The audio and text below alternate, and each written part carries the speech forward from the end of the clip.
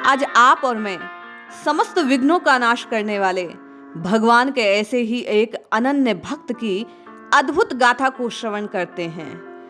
भक्त राज श्री चक्रिक भील ये द्वापर में भगवान के भक्त हुए। भगवान के नाम को अहिर्निश जपा करते थे और अनन्य भाव से श्री यदुनंदन का स्मरण किया करते। ब्राह्मण, क्षत्रिय, वैश्य, शूद्र और जो अत्यंत लोक हैं वे भी हरि भक्ति से, भगवान की शरणागति से निश्चय ही तर जाते हैं। इसमें किसी प्रकार का संशय नहीं। यदि ब्राह्मण भी भगवान से विमुख हो तो चांडाल से अधिक समझना चाहिए, और यदि चांडाल भी भगवान का भक्त हो तो ब्राह्मण के समान पूजनीय है। इसी प्रकार की गाथा द्वापर युग में चक्रिक नामक एक भील के वन में रहने और भगवान की अनन्य भाव से भक्ति की मिलती है।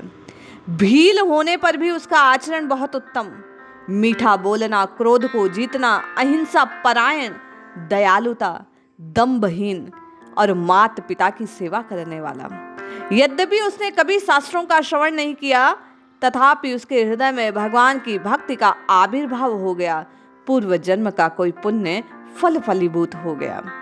वह सदा हरि, केशव, वासुदेव और जनार्दन आदि नामों का स्मरण किया करता। वन में एक भगवान हरि की मूर्ति थी। वह भील वन में जब कोई सुंदर फल देखता तो उसे मुंह से लेकर चखता।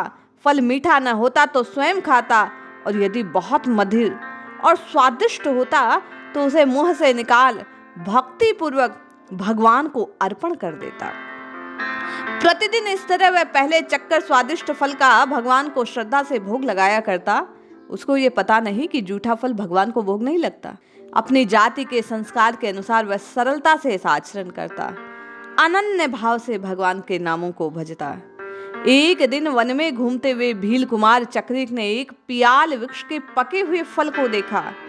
उसने फल तोड़कर स्वाद जमाने के लिए जीभ पर रखा। वह फल स्वादिष्ट, परंतु जीभ पर रखते ही वह गले में उतर गया।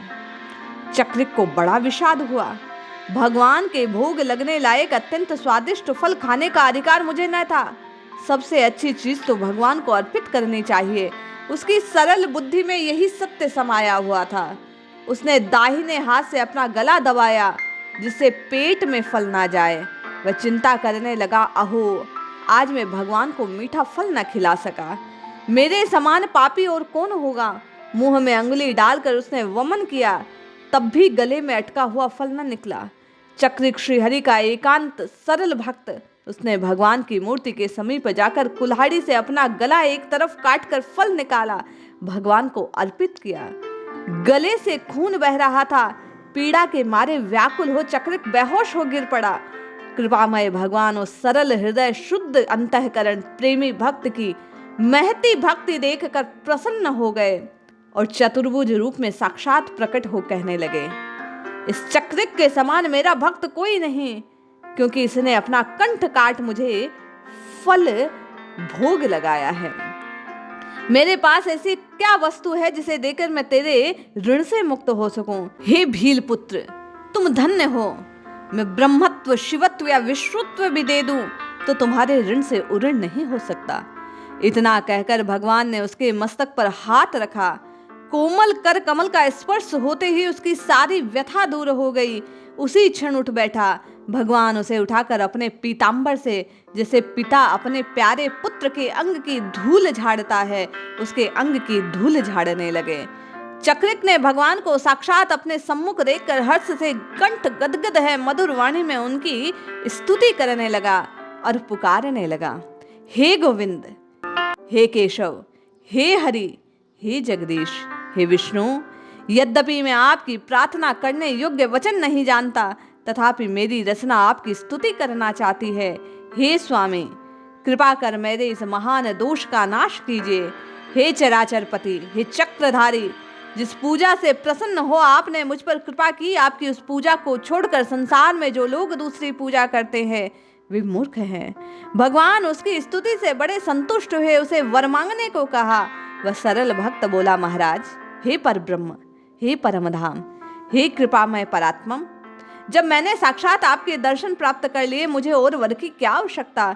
परंतु हे लक्ष्मी नारायण, आप वर देना ही चाहते हैं तो कृपा कर यही वर दीजिए कि मेरा चित्त आप में ही अचल रूप से लगा रहे। भक्तों को इस वर के सिवा और कौन वर चाहिए। भगवान परम प्रसन्न हो अपनी चारों भुजाएं चक्रिक का आलिंगन करने के लिए फैलाते हैं, भक्ति का वर देते हैं, उसे कंठ से लगा वहां से अंतर्ध्यान हो जाते हैं। तदनंतर चक्रिक द्वार पर चला गया, वहां भगवत कृपा से ज्ञान लाभ कर देव दुर्लभ मोक्ष को प्राप्त करता है। जो कोई भगवान की सरल शुद्ध और भक्ति की कथा को श्रवण करते हैं, मनन करते हैं, वे निश्चय ही पद्म पुराण में कहा गया कि जो मनुष्य दृढ़ भक्ति के द्वारा इंद्रादि देव पूजित वासुदेव भगवान के चरण कमल की पूजा करते हैं, वह मुक्ति को प्राप्त करते हैं। ऐसे भगवत चरण अनुरागी भक्तों के चरित्र सुनने से भगवान की भक्ति हृदय में प्रगाढ़ होती है। जय श्री हरि।